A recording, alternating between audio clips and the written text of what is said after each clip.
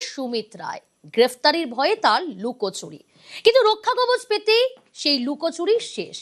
অবশেষে আজ ভবানী ভবনে সুমিত রায়, তার হাজিরা সকাল 9:54 সুমিত রায় ভবানী ভবনে আসে।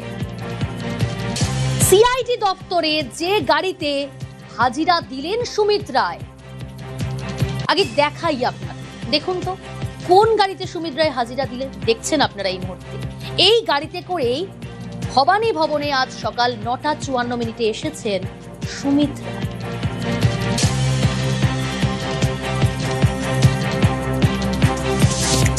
অ্যাড্রেস তো দেখাচ্ছি আপনাদের, 30B হরিশ চ্যাটার্জি স্ট্রিট, কলকাতা, কলকাতা 700026।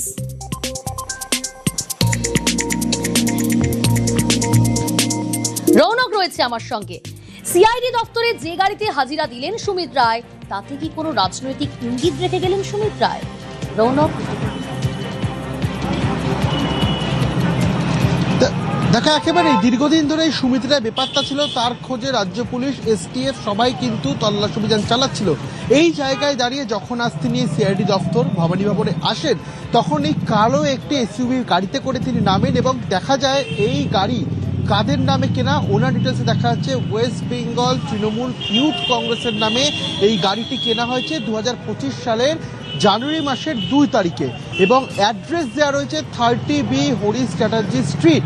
সেক্ষেত্রে তাহলে রাজনৈতিক দলের যে যুব সংগঠন তাদের নামে যে গাড়ি কেনা, সেই গাড়িতে করে এসে পৌঁছালো অভিষেক বন্দ্যোপাধ্যায় আত্মসহায়ক সুমিত রায়, যার খোঁজে পুলিশ তল্লাশি অভিযান চালাচ্ছিল। তিনি কোথায় গা ঢাকা দিয়েছে একাধিকবার বিভিন্ন বিষ্ণুপুর থানার পুলিশ থেকে শুরু করে রবীন্দ্রনগর থানার পুলিশ, সিআইডির তরফ থেকে তার বাড়িতে যাওয়া হয়েছিল, তার পরিবারকে নোটিশ দেওয়া হয়েছিল, তারপরেও তার কোনো পাত্তা পাওয়া যাচ্ছিল না।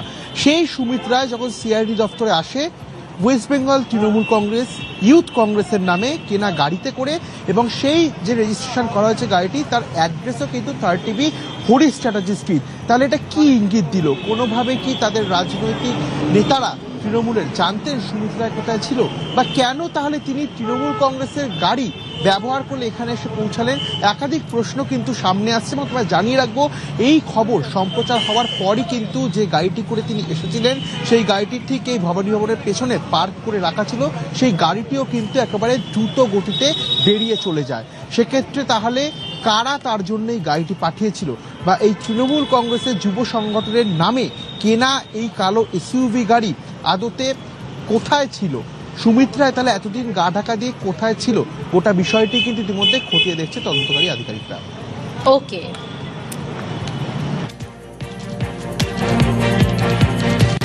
সুমিত রায়কে জিজ্ঞাসাবাদ করলেই উপরের কানেকশন সামনে আসবে। তো বিরোধী দলনেতা ঋতব্রত বন্দ্যোপাধ্যায়,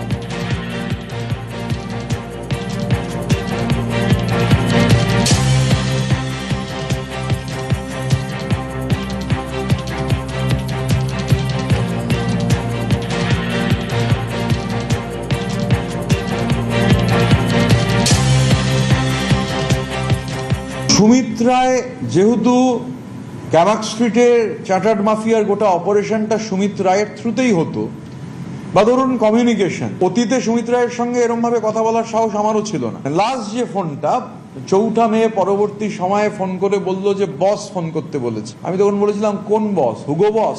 সুমিত রায় তো কমিউনিকেটর ছিল, বিভিন্ন নির্দেশ তো সুমিত রায়ের মাধ্যমেই আসতো। বা এগরার ওই যে ঠিকাদার, এই যে টুলু মণ্ডল যেহেতু এখন হট টপিক, এগরার ঠিকাদারের যে কথা, মানে টুলু মণ্ডলের বিরুদ্ধে সেই এগরার ঠিকাদার কেন বেশি লাফালাফি করছে, সেই ধমকটাও কিন্তু সুমিত রায়ের থ্রুতেই গেছিল। সুমিত রায় চার্টার্ড মাফিয়ার ম্যান ফ্রাইডে, সুতরাং প্রপার ইনভেস্টিগেশন মানে will lead all roads to রোমের মতো ক্যামাক স্ট্রিট পর্যন্ত সমস্ত রাস্তা নিশ্চিতভাবে পৌঁছবে।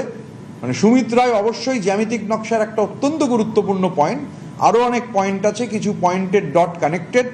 এখন সুমিত রায়ের সঙ্গে সেই ডটগুলো কানেক্ট করে আরও ওপরে কানেকশন হলে পুরো জ্যামিতিক নকশাটা বাংলার মানুষের কাছে ক্লিয়ার হয়ে যাবে।